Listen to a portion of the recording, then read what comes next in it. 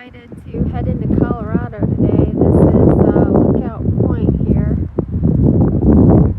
We're on our way to the Dinosaur National Monument. Look at how pretty.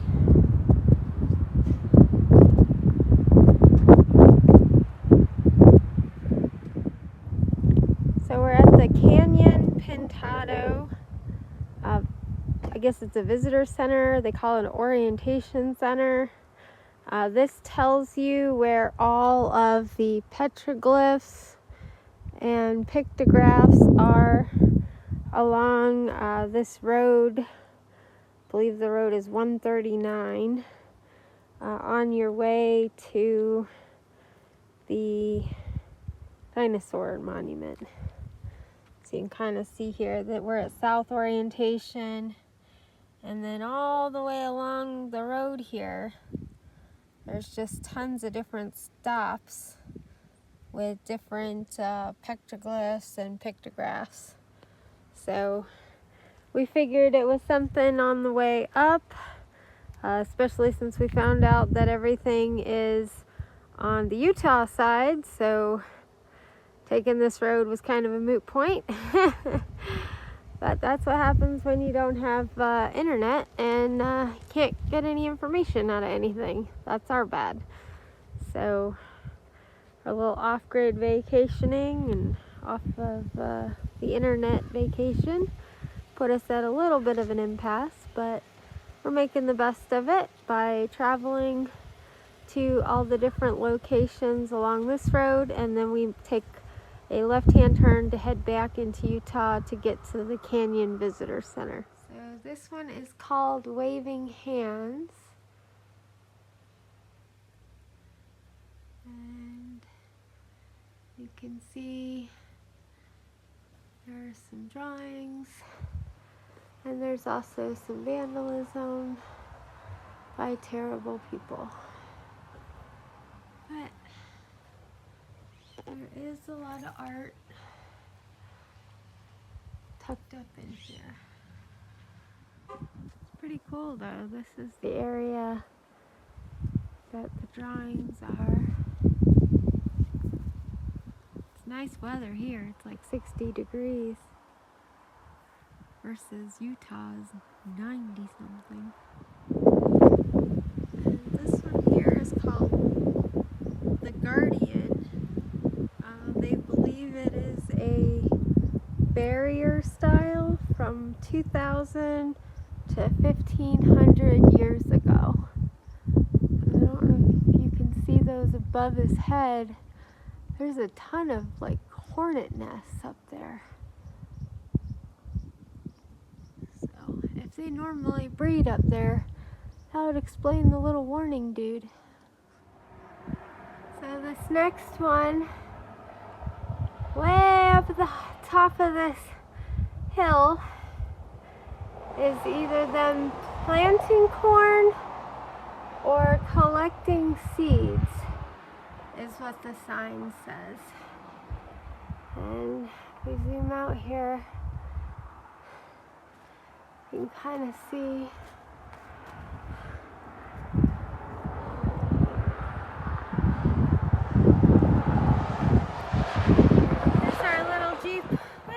there.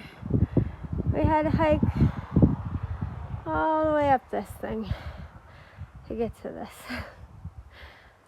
We skipped one because the sign was on the left and the parking was on the right. So I don't know if we're going to go back to that one or not. There's a bunch of these. This one here is called Cow Canyon. You can see where there's like holes drilled into the side of the wall. And there are some carvings in the wall.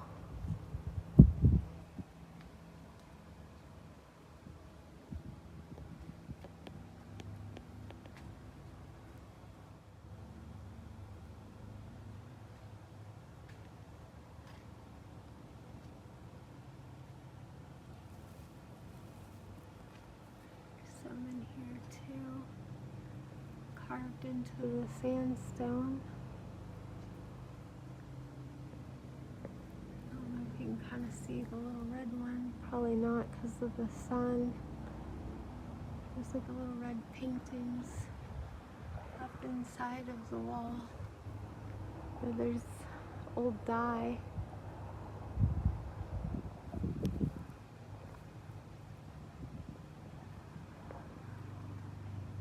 This one's right along the road here, but you do have to drive, what was it? About a mile. About a mile on a dirt road once you pull in. You think it's right at the entrance, but it's totally not.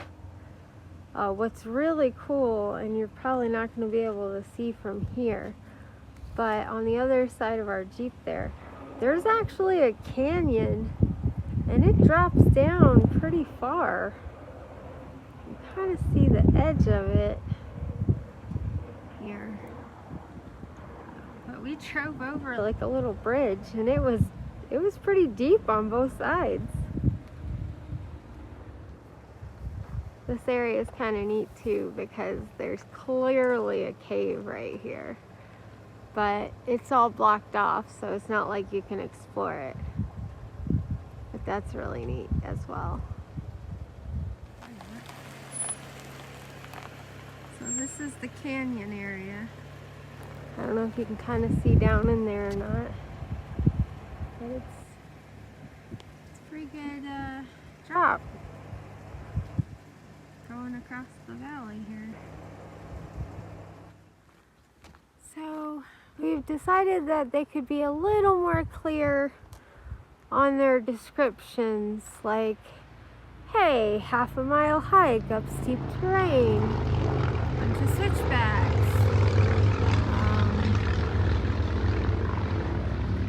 motorcycles, blah blah blah blah blah blah blah blah. Something along those lines. You know, they give you the brochure, and I don't know that everybody can quite make it up these trails. They're pretty dang steep. Well, we climbed to the top of this damn thing, all the way up that mountain, around to where we are now, and looks like we have a beautiful pile of rocks in what used to be a cave home. So that's gonna be it for the 139 scenic items, and we're gonna head over to the Dinosaur National Park. So to give you an idea, up here, this little cave house that was built is what the pile of rocks on the other side used to look like. But over the years, with vandalism and erosion, it basically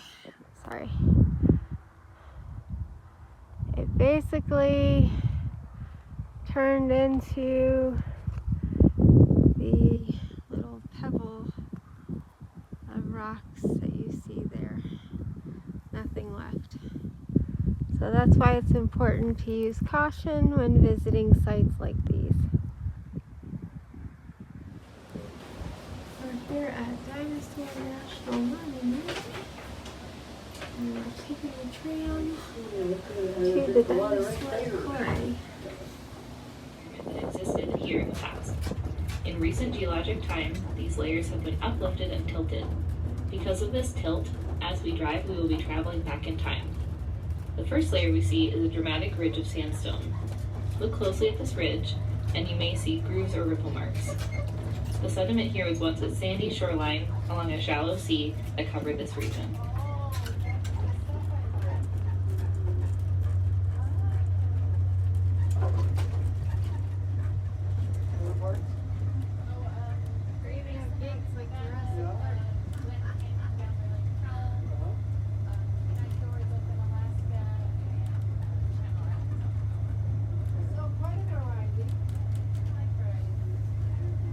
Past the gate, look for a low silvery shale set back on both sides of the road.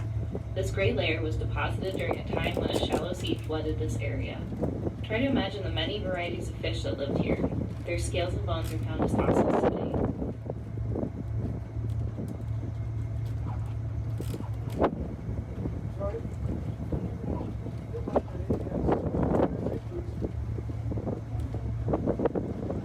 The grayish-purple rocks we pass next are from the Cretaceous period, about 104 million years ago. During this time, rivers, lakes, and floodplains covered the land.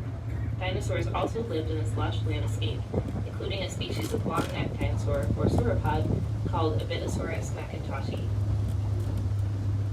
And has bright bands of red and purple. It is famous for its density of dinosaur fossils from the Jurassic period, approximately 150 million years ago. Excavations of fossils began here in 1909 after paleontologist Earl Douglas discovered 8 exposed tailbones of a large sauropod dinosaur. Tons of fossils were removed from the quarry through various excavations quarry wall. In fact, Earl Douglas was the first to suggest preserving some of the fossils in place as an educational and scientific exhibit. Study of the bones and the surrounding rock continues to provide new details of the environment where these dinosaurs lived and how they died. You can help protect these resources for future generations by leaving all rocks and fossils where you find them, until the shuttle comes to a complete stop. You can start your visit to the quarry exhibit hall by walking up the ramp and entering the second floor doors. Food, drinks other than water, smoking, and pets are not allowed inside. Rangers are available to answer any questions you may have, and ranger programs are scheduled throughout the day. Oh, we made it to Jurassic Park. Let's go see some dinosaurs. So inside here, you can see all the different fossils just piled in here. This is exactly how they were found years ago. And they built this facility over top of them so that it could be a research facility for bones.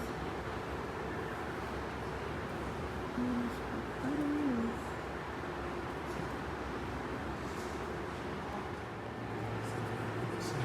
This is just incredible. This is all the way down. And then the downstairs has the 2 dinosaurs that they found the most in this park, or in this entire area here. And that's the Allosaurus and the Cambosaurus. Look at the size of that bad boy. He's definitely a meat eater.